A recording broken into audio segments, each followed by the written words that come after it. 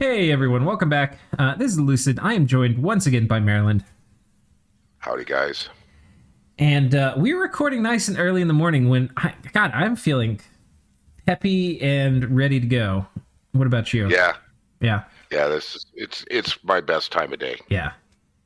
And we have another turn that looks like it is full of random destructive chaos. Yeah, yeah. The whole world is fighting.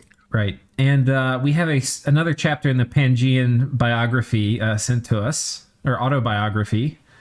So where were we last turn? I mean, it's only 2 days ago, but Vanheim. Is it Vanheim? Yeah, Vanheim is pushing forward, right? So they parried the major Pangaean thrust, and they were pushing in for the kill. But and Pangaea, in the comments, Pangaea took some small little mini victories. He stole a thug or two. He did some counter raiding, and he's assumedly getting his army ready for Gateway. So the other little tidbit that was noticed in the comments, and I don't remember that we noticed, was Ashdod's god is dead. right, yeah, we did not notice, but Yeah, and it was just because they happened to see the name of a priest or a prophet.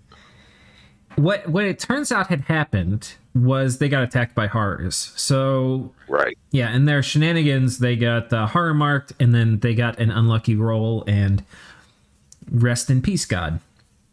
But yeah, I'm not even Ashdod sure had mentioned that in in their message to us. They had said that was the shortest rescue our god hashtag event ever, and we totally missed it. But he meant his god had died. So yeah, Right. Yeah, now it looks like he's. Anyways, we'll get to that. That was just part of the summary. I just happened to notice that. And I think the other news is it looks like the momentum is, Xibalba lost a fair number of mages in one of those fort battles last turn too. So what had been a kind of grindy slowdown, it looks like the ball has started to roll back in the favor of Ashdod in that conflict. So. And the other piece I remember distinctly is Jotunheim is in deep, deep, deep trouble. Right. Yeah. Jotunheim got their army completely separated, isolated, and then crushed by Pelagia. Yeah. And the problem, too, is we're at the point in the game where if somebody has a big tech advantage over you, and then they start conquering you, they have some scary doom stack like Pelagia has, and you have the research that Jotunheim does, you don't have a lot of options left. No. So No, you're using muskets against machine guns. yeah. So let's start with Pangaea, because we do have a lot of messages from him. Do you want to go ahead and read these?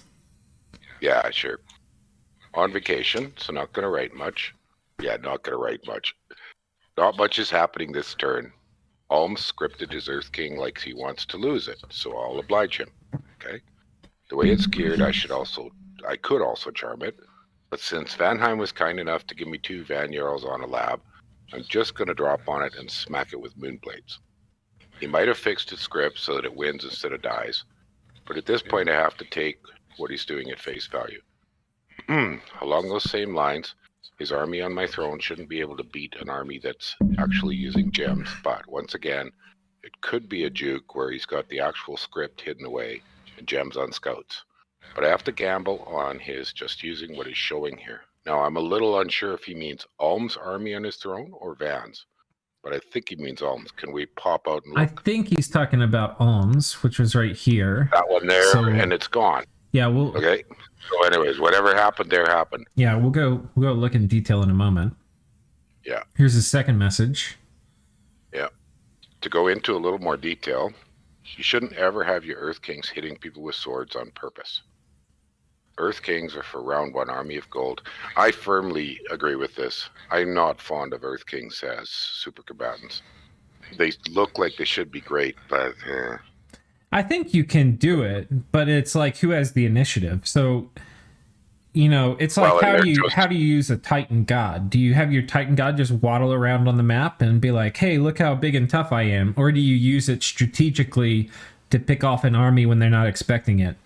But like waddling it around when you're like, hey, try to come kill me. It's like, okay. But Earth Kings are just not that great. They're kind of slow. Yeah. They regen, yeah, but anyways. Yeah. No, I agree, but an Earth King can stack wipe an army by super combating it. It just not, you don't want to sit it out there where other stuff can like prepare and kill it. Well, they don't have much of a counter to airdrop counter thugs. Yeah. You know, they're not well suited for that job. Right. Anyways, we'll keep going, but just wanted to comment that I usually use Earth Kings as army support magi. Mm-hmm. Advance and cast with gems to drop big maws, and for putting with the bodyguard squad to span petrify, etc. Big earth magic is fantastic, and while Elm certainly has it, they generally need a guy with a matrix and backup dancers to be on par with the king. And unlike the matrix mage, the Earth King is naturally tanky enough that he isn't at risk of dying if he's too close to the front. Yeah, this is very, very true. If you're giving him gear at all beyond a bloodstone and similar casting items, arcane lens or elemental staff is fantastic for the Moss. It's because you're using him as an in-army thug to create a strong point in your line where even weapons of sharpness bad guys can't cut through. But in that situation, while he's given defensive gear and forward deployed, he should still be scripted to cast or advance and cast so he can do more damage. In this case, if he literally just changes his script to be E-power cast spells and teleports in some buddies, then he'll petrify the Vanarus instead of getting chopped into pieces by them. Okay, good point. Yeah. Last thing. Jotunheim's whole magic setup was basically fine, but he needed a block of Evo Bait and 2 more Scrutter. As things were, he had to have some Gidges as slaves, and his whole army was sitting in sulfur haze and getting lit up by the Farcaster Evo. Yeah, we saw that. Like the distances that Pelagia was dropping his evocations were crazy. Yeah. They could all have been directed at some useless goobers. Retail Evo is good if you're shooting at high-value targets, but the person being shot could basically choose where on the battlefield the highest hit point concentration is going to be. Okay. Yeah, that's pretty good. I mean, I think he was right that Evo Bait might have been good, but I think he was wrong in that, like, that would have saved him in any way. I think Mass Flight Fog Warriors was going to completely fuck Jotunheim there. Like, Evo Bait or not. Like, yeah. So. Well, like we said, his problem was he got his army split in half, and so they got defeated in detail. Right. And, you know, if you're fighting an inferior force, Mass Flight's really good. It's scary. And it's also going to keep, you know, it's going to keep those mages from doing Skelly spam, too. So they'll do Fear or Decay. I mean, with this spellcasting AI, well, they have to go back and look what they actually cast, but they'll cast a lot less skeletons. And that means... And also, skeletons don't do jack versus Fog Warriors. So... No. It's, yeah. I don't think that would have changed much, but it probably would have been a small optimization. Okay.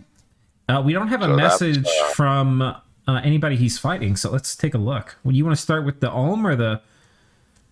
I guess Well, I'm curious. He talked about that, so was this a major... Oh gosh. This is a gateway army. He gatewayed this. Yeah.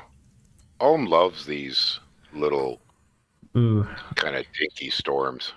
Why you gotta hurt me like that? He's got the Ulmish dude right in there leading his dudes. It's so goddamn funny. How many times is... Oh, look at that. Yeah. He's got the larger bless on him, too. He's, like, bigger than all of his other boys. That's kind of funny. How many times has Ulm done kind of dinky little storms? A lot. You know, it depends. You don't win more. I understand it. You don't get a lot more by bringing in more infantry, but more infantry, no. Yeah. But in this case, But this is very low commitment. But this was the low commitment army he was running around with. I think this is pretty much everything That's he true. had on top of that fort. I think Pangaea has gatewayed these guys in, and they've got weapons of sharpness on them, courtesy of this guy. I'm sure this was the dude casting it. yeah. And with weapons of sharpness, and oh my god, they've got... Wait, he didn't cast Army of Gold. No, those are localized, so Iron Warriors, maybe. Yeah, okay. Yeah, I think it was some Iron Warriors. I think you're right. Yeah, just a little bit. There's just a couple of them had that crazy. So the Dryad, the Meneids hold the gate open. Where's the nets coming from? Are those nets? Yeah, they are. I don't know. I think somebody's casting web, is my guess, actually. Oh, okay. I think it's, if I'm Oh, guessing, that guy I think up it's there. this guy. Yeah, web. Yeah. Yeah, there we go. Okay. How about that? Well, that's helpful. Yeah. Oh, and then these guys come in. Over Haze. Got this one guy doing web. Look at all these dudes back here. Yeah. See, one of the troubles I was thinking about this relatively small army of not enough infantry. The Howl and the Imps are a big problem by taking out the Magi. Yeah. Like, if you just don't have enough of a back line, anything that's attacking in the rear. Mm-hmm. One of my other games, my teammate's been having trouble with that, with Howl just messing him up because it ties up his thugs, so they're busy chopping up wolves and they're not doing anything useful. Yeah, that's hard, especially if you have things on attack closest. Yeah. But Anyways, okay. that was a... Well, that wasn't a big loss for home, though. No, it's... 89. It's a turn of mages, honest, and it's a lot of black priests. These are, for middle-age Rome, these are cap only, so this is and that's significant. Ooh, yeah, that. Yeah. It's... Yeah, that was actually. Yeah. Yeah. This is... I think... Okay, one of these guys, Gateway, we see them here. We weren't looking at them in combat, but one of these guys gatewayed in the cataphracts, and I think we had seen an adept of the Silver Order over here. Yeah, this is where they were the turn before, I think. One of these forts. Right. Yeah. And so he gateways them in, crushes this army. Now he can gateway them where they need to be next. Oh no, we're getting assassinated. Oh, that was one thing we missed. So Dire Portent went up. We were looking at this before it started, actually. But Pan has cast Vengeful Water. This will be entertaining. Yeah, this is this is great when you're getting coalitioned and you're fighting a very defensive war. It probably won't hurt too many Vans. Yeah. But it will annoy the crap out of all kinds of other small cheap Magi and stuff. Yeah.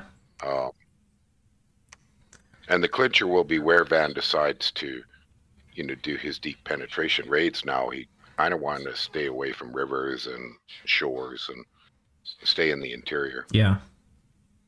I hope this doesn't interfere with us seeing any of the battles. I think...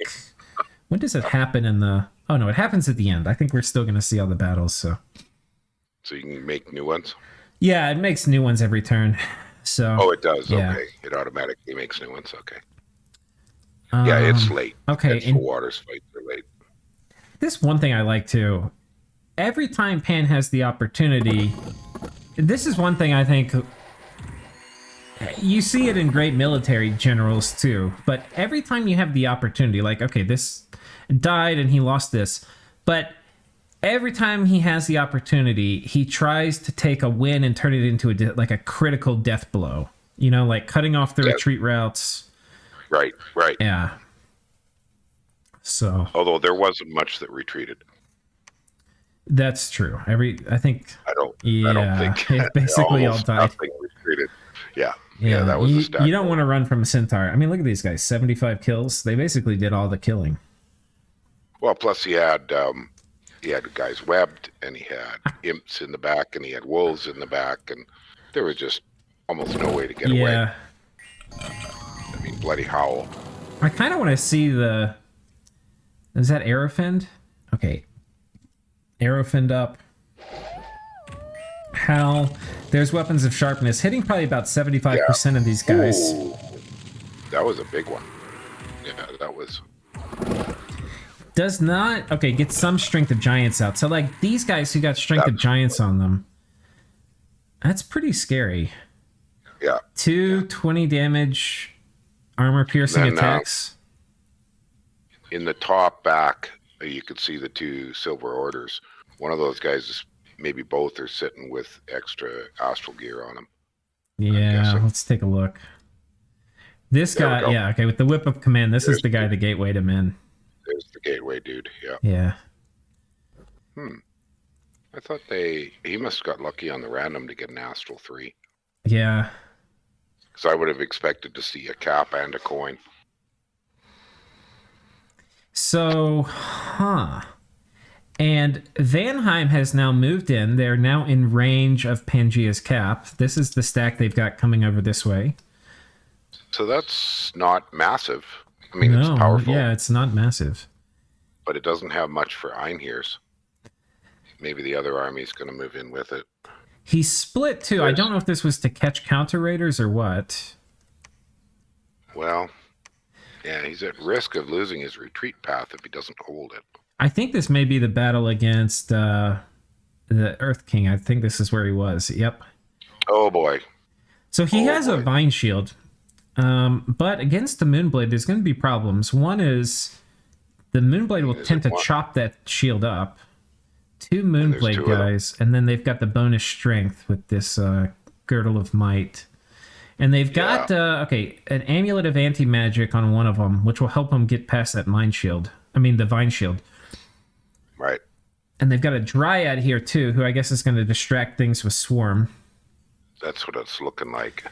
Break some buff cycles, maybe. And this was a magic phase attack on the Earth King. And unfortunately, Alm didn't have any PD either, which... No, I don't think this can be a magic phase attack, because the Dryad can't magic phase. No, but I think she was here stealthy, is I think what happened. Oh, just unstealthed? Yeah. Okay. So... Okay.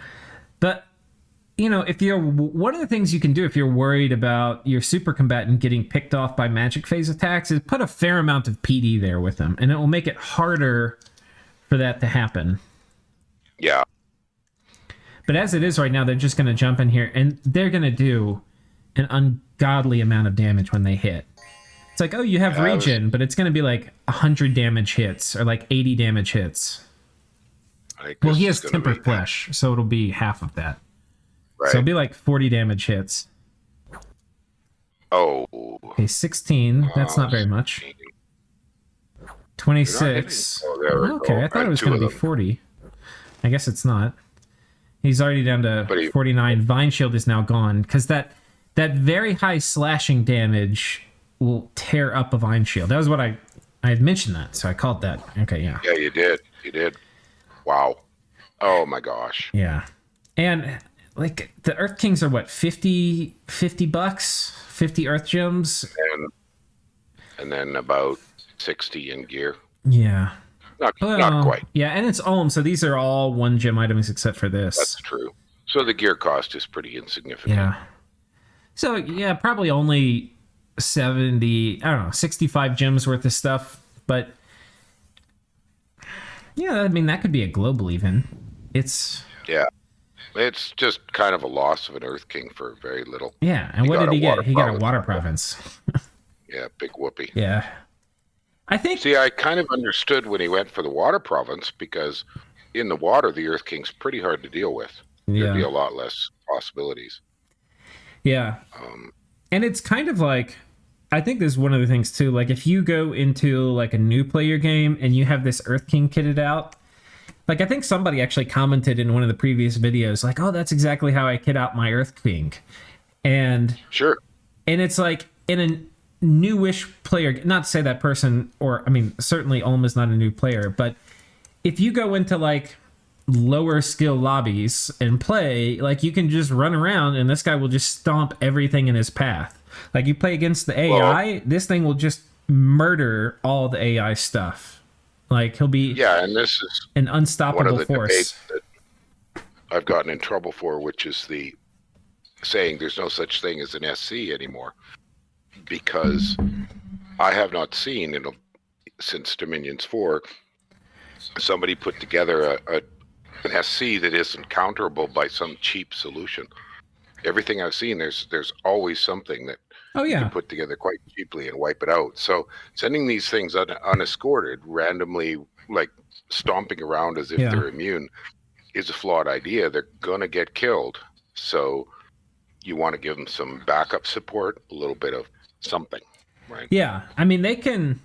Yeah, I mean everything in Dominions can be killed. So that's right. With a small asterisk for maybe Sophia from Isphenople, which is a mod nation, but slight asterisk. But otherwise, basically everything can be killed. We've had a miserable time killing a Lord of the Hunt in a Dominions Enhanced game. Oh yeah, because it's got this 80 regen. So, like, we ended up chopping it so it's got 10 afflictions, but it still just won't die. Yeah.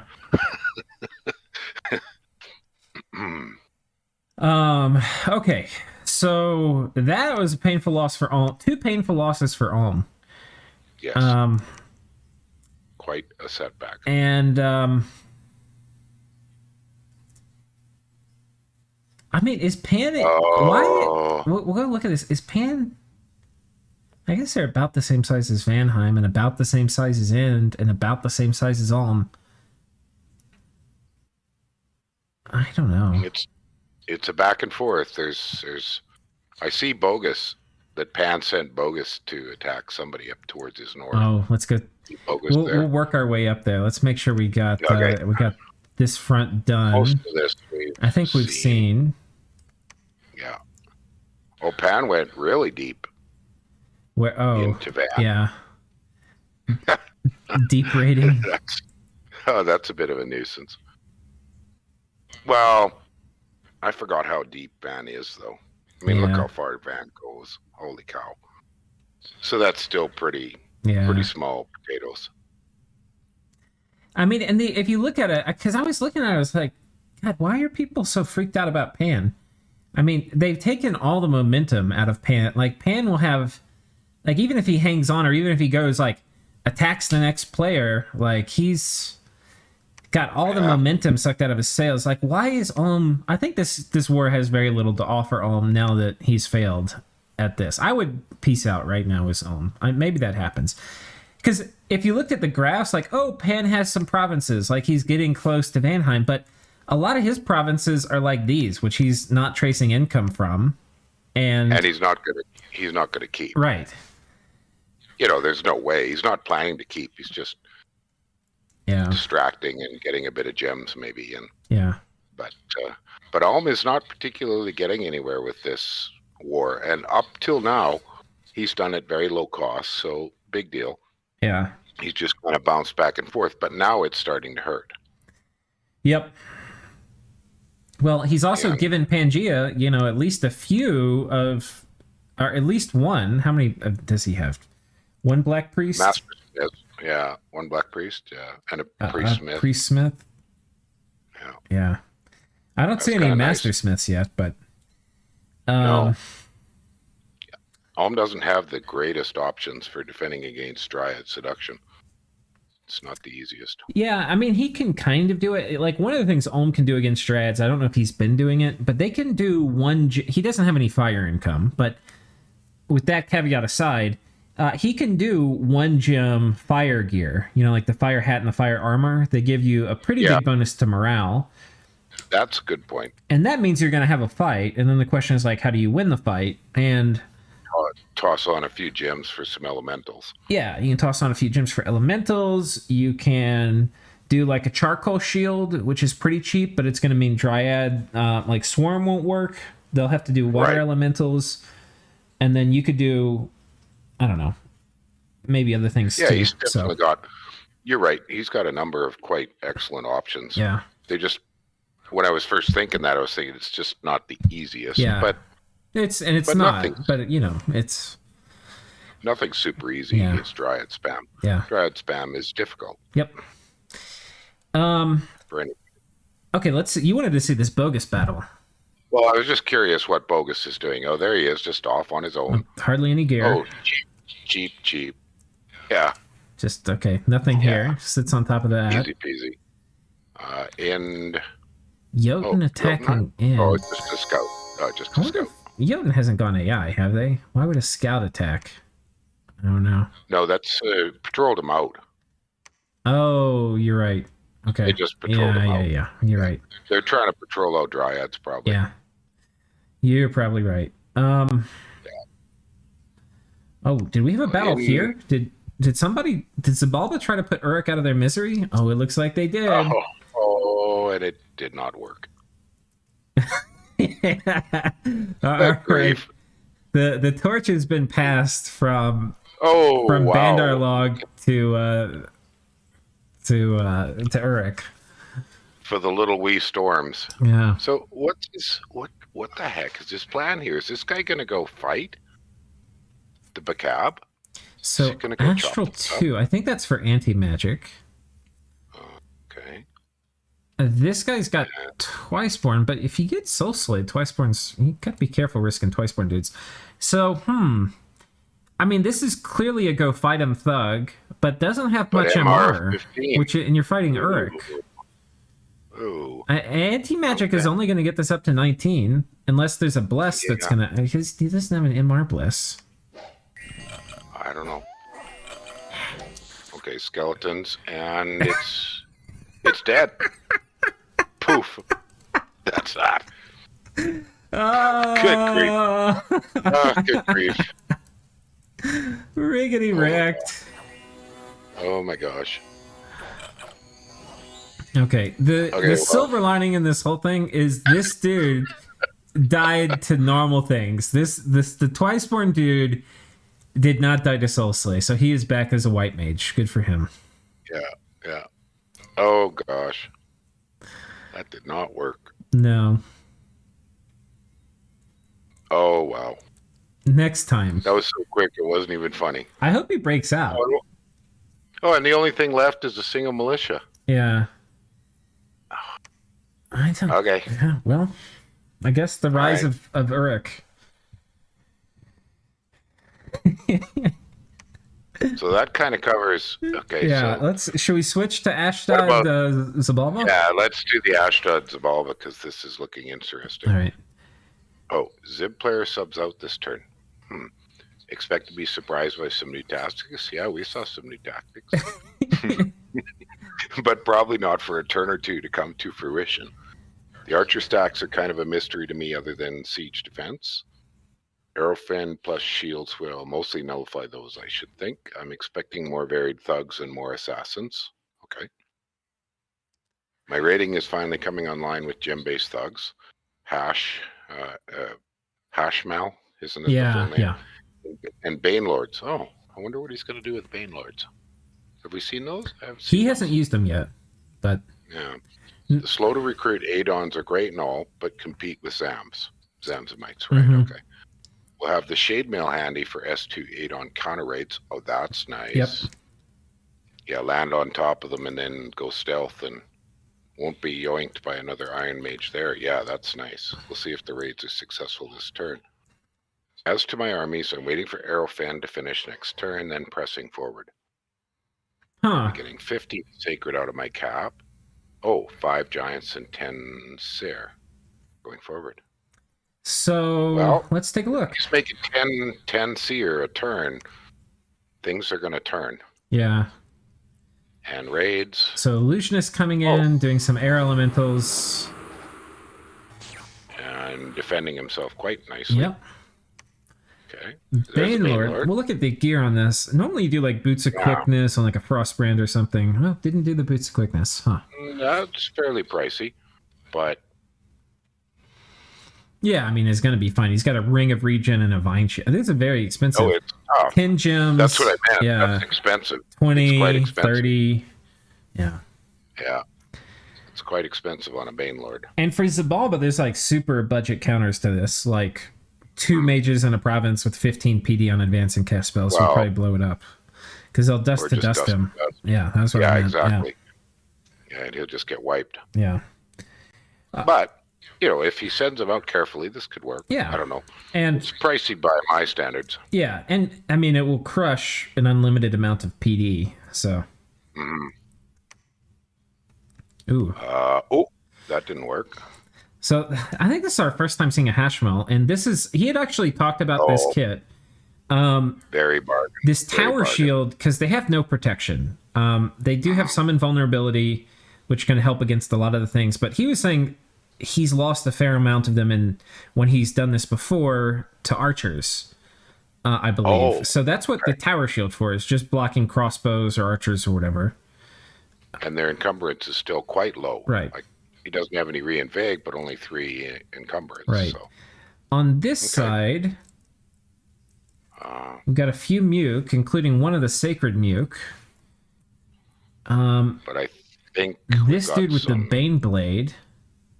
Okay. I think it's this dude with the Bane Blade that's going to cause him trouble, because anything with magic weapons here can cause problems. This guy's got magic weapons. This guy, I don't think does. Yeah. Maybe he flies and attacks rear and meets this commander back here.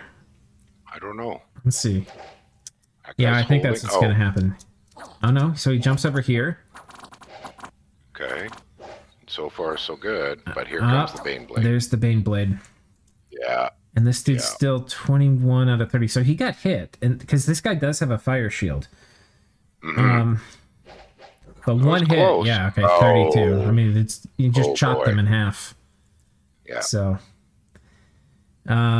Still, if he was raiding PD, you wouldn't typically expect that Unfrozen Lord to be there. Right. He could have had basically the same kind of bad luck with just this Mukajal, but which is going to be in every PD. So that's actually a kind of cool thing, is they do get a magic weapon, hard-hitting commander as part of every PD. Yeah, 31 hit points. Yeah. And blast. Yeah. Yeah. Okay, well, I mean, he's making effort and trying out things. But see, there's another Hatchimal attack just there. That one succeeded. So is it the same setup? A bit fancier. A bit fancier. Firebrand and Ring of Frost. Well, that's a pretty good idea with so much Frozen Heart. Yeah, for sure. And so he one-hits that commander. Yeah. Okay. And that was what did not happen last time. No. So this is one of these cases of first strike. Who hits first? Yeah. Because both are kind of... Now, I think if you look at the stats coming in, this guy's got 21 defense. So he's got a very good chance to block the incoming hit. And this guy... I'm almost wondering... He's probably fine. See, I'd be tempted. That Hatchimal has pretty good stats. I'd be tempted for a Stinger as his weapon and let the Fire Shield do the killing and get him some repel. Yeah, it could help. Or whatchamacallit, Dancing Trident, maybe. Like maybe you want a repel build. I would test it. I'm just wondering, these are pretty good stats, like attack of 14 and base defense is high. Yeah. It would be good when you're worried about, these couple commanders or these couple units that are going to pick off your guys. It'd be really good there. It'd be less good if you're getting surrounded by, 30 PD or something. But right. Well, that's what I was thinking. I mean, now that he's seen that his worry are these magic weapon thugs that can get through the invulnerability, maybe he's better off with a longer weapon. Yeah, I think you're right. I mean, the big shield, yes, I could see that. So it's interesting. And no movement by major Ashdod armies. Yeah, he had taken this, but I think he said he's waiting for Arrowfend, and I think that's because there's a lot of archers here. There's just a ton of longbowmen and crossbowmen. So I think that's reasonable for him to wait for that. I mean, Xibalba also should have Arrowfend, and he's got a bunch of slingers he's using too. So, I mean, if I were him, I would kind of be waiting for this stack to arrive, stiffen up the army some. Oh my goodness, we missed something on the Pangaean front. Oh, what is that? Did he charm He that? charmed it. Oh, with all its gems. And because he charmed it, the battle will ensue. Oh, wait, no. Yeah, because it was an assassination, not a seduction. He must have used a pan. And because it was an assassination, not a seduction, when it gets charmed, it immediately attacks the province it's in.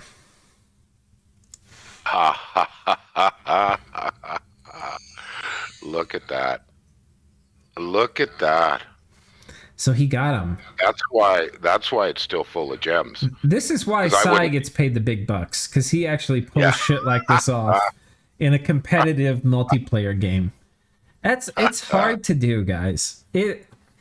Like every time I see this guy, I'm like, oh man, wouldn't it be cool if I charm them or something? And look at Sai actually doing it. And you really do want to use charm or seduction, not enslaved mind. Because if you enslave him, you lose all his magic. Yeah. And he ends up more or less a nothing. Yeah. So he does have the right nation for it. It's kind of, Pans are like the ideal person to do this job. Isn't that funny? But still, that is epic. That.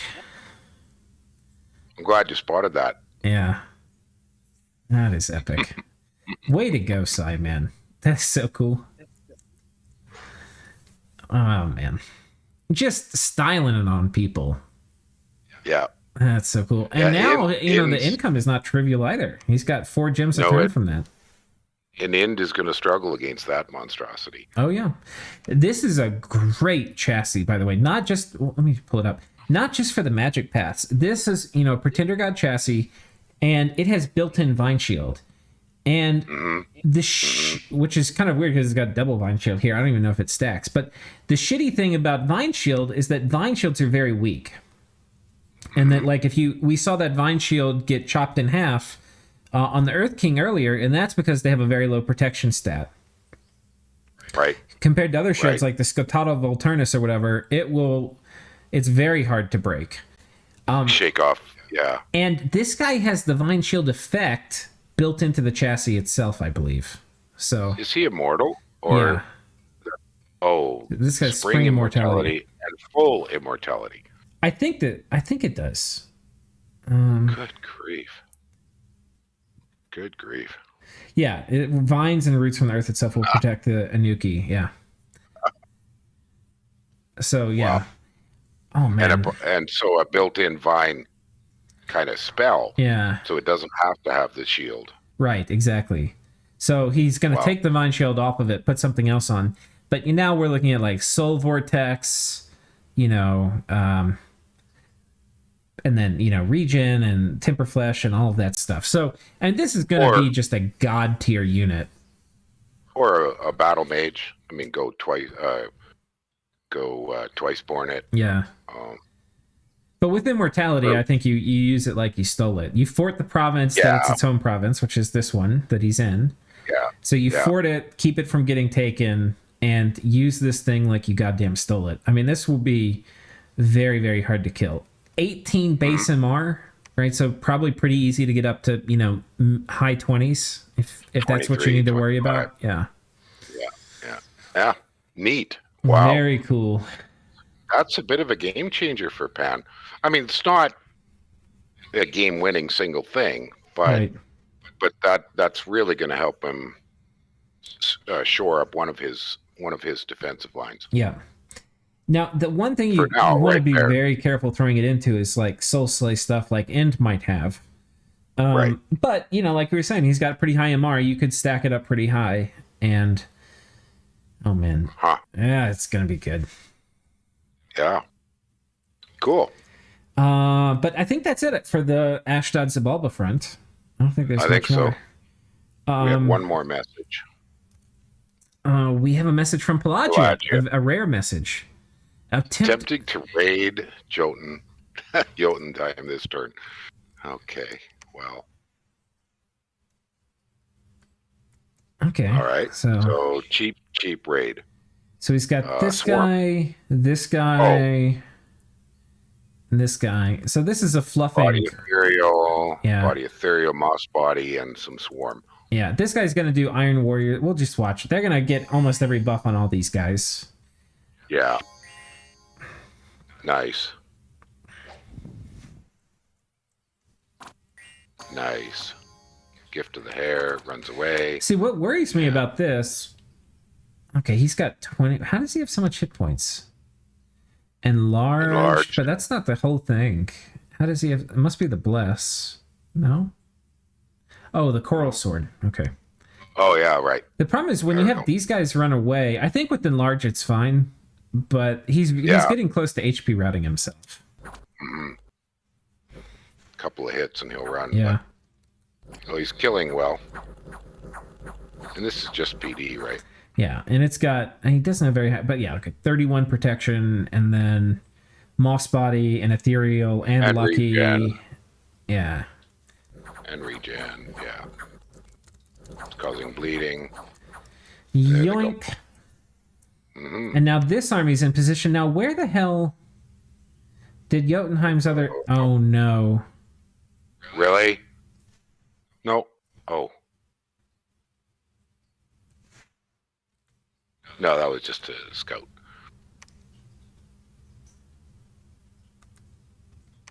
Okay. A scout? That's just a scout. No, but where did the army go? I think it has to be inside his capital. He got it home. Oh. And now Pelagia can friendly move on top of the capital, lock it in, and take his time. Yeah. I think that's GG. Oh, boy. Yeah. Yeah. Jotun has only one fort now. The other thing, too, is this war over here between Ashdod and Xibalba is desperate enough. I was thinking, like, these guys should get to vulturing. If I were neighboring these guys, I'd be like, all right, time to get some of this stuff, because Jotun is dead. Remember, Ashdod made an agreement with Jotun to give him that fort and that throne. Yeah. Now, of course, that's never going to happen because Jotun can't siege that fort down, even though it's empty. I mean, once this army died and he lost this fort, I would say, hey, dude, like... Yeah, this NAP's over. Well, I mean, I normally try to do it friendly. Like, if this... I'll ask him, like, do you really think you have something that can kill this? Like, if you're... Yeah. If you think you do, like, I'm rooting for you, but if you don't, then... Let me go ahead and take some of your stuff. Yeah, I agree with you. In this case, I wouldn't vulture it, or I wouldn't do it in a in an aggressive way. I'd say, look, I mean, you could even phrase it that, how about I come and hold some of your territory for you for a while, since you're not going to get income from it anymore, anyways. Yeah, because he's not getting any income now. Oh no, is that right? That's his last fort. Oh no, I didn't notice that. That's epic. Let me see if that shows in the graphs. Oh, yeah, it 0. does. Yeah, it's game over. So he might as well, sell his territory to. I mean, he could literally sell it and say, "Well, give me half the income, and I'll be happy." Yeah, give me some gold, and you could take it. Because he ain't getting that. He's not going to have. I don't think he's going to trace income for the rest of the game. There's no way he's going to free that fort. Only if Pelagia made a crazy error and not move that doom stack on top. Yeah. And I can't imagine why he wouldn't do that. Yeah, I think that's it. So this was brilliant. He split, he waited for Jotunheim to go off on an adventure. Jotunheim wants peace. Pelagia won't get it. Leaves a big force here looking scary, probably not talking very much. Knows that Jotunheim probably doesn't want to come kill him and is going to need to do something to be relevant.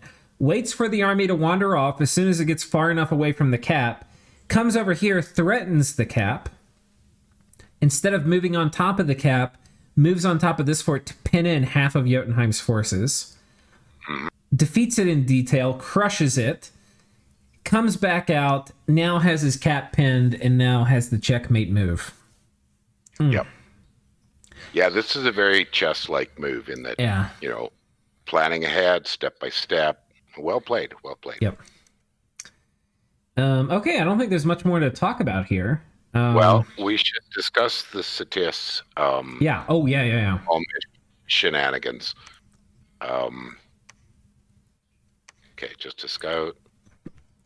Oh, Vanarus had one final kind of kick at the can. What? Disease. Okay, this was. Yeah, I think you put it in. I think you put air gems on him, let him do a few air elementals there, but okay. We see somebody trying to steal Arco's cube strats. Material. A swarm spammer. Way up front, an empoisoner. It's something I haven't seen Cetis use much as any empoisoners. But then we wouldn't really see it. You're right. Very often. We wouldn't. So the empoisoner's dead.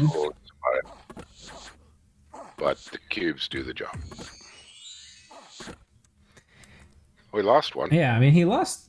Well, he lost the empoisoner. I don't think he lost any cubes, but that's not exactly a cheap raid. Well, a mage. No, and it's cap only. Yeah. Cap only mage too. Yeah. And, okay, they kill a master. Oh, so Ulm is raiding, and I think Tis had a force here, but decided not to move. And ends up picking off this little Ulmish counter, like super budget Ulmish counter raid. Yeah, some earth elementals. Okay. Yeah, but it was just PD plus the guys here, so yeah. Yeah. Would have been different with a fire elemental, but. Oh, hello. Ulm is rolling out with the Queen of Storms. Oh my goodness. Oh my. Ulm with all these like luxury units. Mm-hmm. Oh, and it's the god. Oh. And the god. The god has a ring of returning though. The god also has 20 shock resistance. Yeah. And it's casting living clouds, and the living clouds won't affect the god. Stacking lightning with lightning, like picking a lightning weapon on a lightning. Yeah. A lightning SC. But these guys, he's got a ring of returning. Oh. Wait, what hits him? A Skultata? Oh, she landed in here, and the Skultata got through. Yeah. Okay. So she sends him home. Okay. But how many air gems did she spend to do this? Probably just 2. Because there's a magic phase plus 6. I don't even know if that's worth it. It's like magic. It's probably like 9 air gems to send this guy home. Yeah. Maybe that's worth it. I don't know. He can just now he's at a lab. He can magic phase out. But at least he's packed them off home. Yeah. I mean, there's a maze here, so that's partially worth it. Okay, so I mean, it's a lot of little pokey things happening, and Cetis looks like they're kind of coming out ahead a bit in the pokes. Not a lot. They are. Not a lot, but a little bit. A black servant here. Was this a scout or was it a thug? Oh, scout, okay. Scouting, okay. Well, what do you think, Maryland? I think that's it. Yeah, we can't think of anything else too much. We got to look at End real quick. I think they just took his last fort from Agartha, which probably not worth watching. Yeah, and some raids and counter raids, but End is pretty quiet at the moment. But to use your word, they have some agency now. The war with Agartha is done. One more fort of Agartha's. Where is it? See. Oh, here. Okay. There, yeah. So not quite done, but almost. So I see something interesting on End's southeastern border with Cetis. Do you see that forest? Up a bit? This one? No, move over. Southwest border. Okay. Sorry, southwest with Cetis. Move up. Southwest move up or down. with Cetis. With the trogs? Here. No, there's something. What is in there? Oh, these are lions. A whole bunch of lions. So is that just... These units here, these great huntresses, you can set them. It's an active order you give them, and they'll summon these lions. Right. Well, I'm just wondering, what are they doing there? He's probably blood hunting is my guess. You think so? Yeah. Or using them as patrollers? Because it's about the right size province. It is. Yeah. Okay. We can see there's a lot of unrest here, so... Right. There you go. I just wondered if that was a potential, vulture on Cetis, but no, I don't think so. Yeah. I think it's just blood hunting. I think he's just trying to fix his infrastructure problems that have been noted more than a few times. Now would be a good time for Ind to consolidate, clean up infrastructure, get himself ready for the next phase. I kind of feel too like the same way. Okay, so Pan has had to send out the cataphracts, but he can gateway them back in.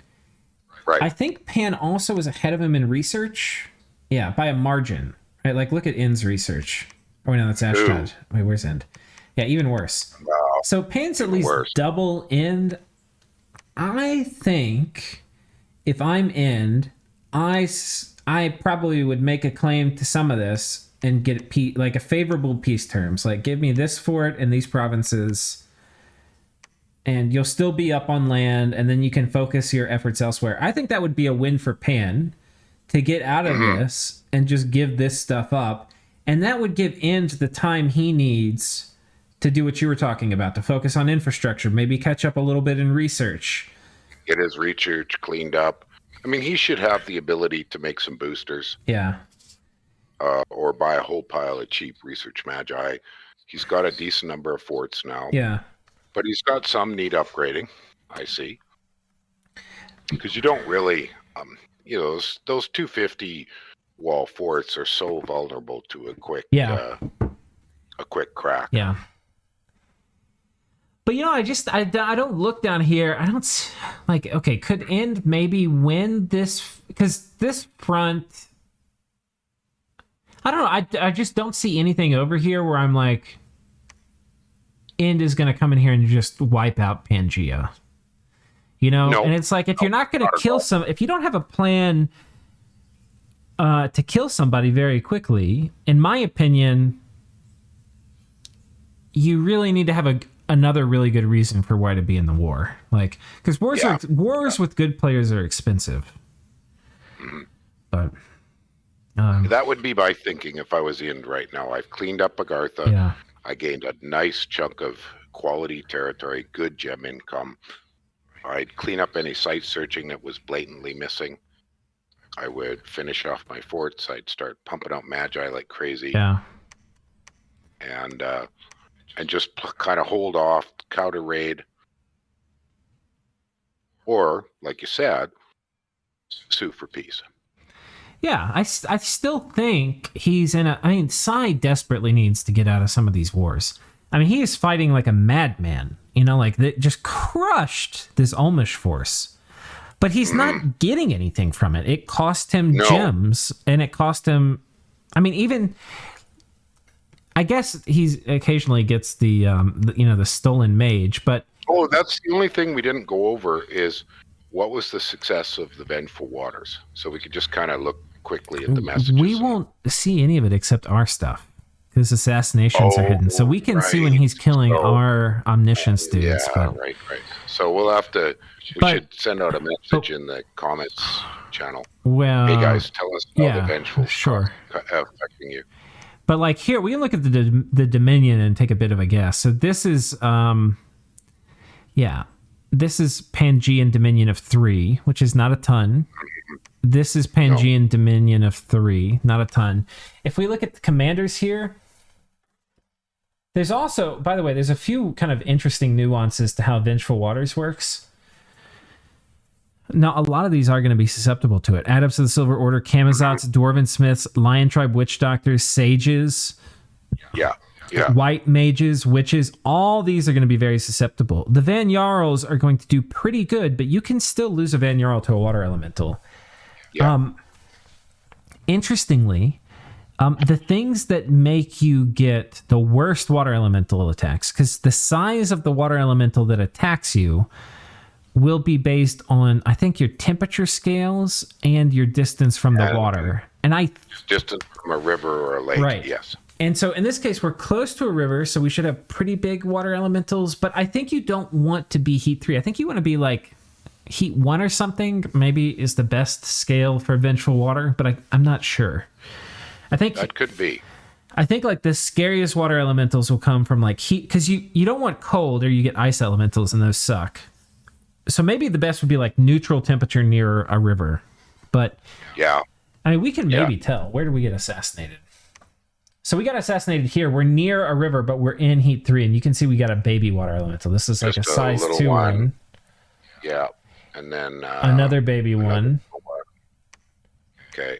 Another baby one. I think so. This must be the Heat 3 that's causing it to not be awesome. All littles. Yeah. Yeah. Okay. So it's a good defensive move. but if these guys are also getting the baby water elementals to attack them, like a Van Jarl versus size 2 water elemental is no contest. And some of the other mages like Kamazats and stuff may even be able to kill a size 1. So all right. That was good. We made it under an hour. Good. There's quite a bit, but it's mostly small scale fights. We didn't have any of those monstrous combat analyzing to do. I feel like we should name this episode after the Inuki of Growth and Rebirth. To me, that was the highlight from this episode. Yeah, that was definitely the most surprising, and really good that you spotted it, because all you were looking at was the little icon fairly zoomed out. Yeah. You happened to catch it. Yeah. Awesome. All right. See you guys next time. Bye, guys.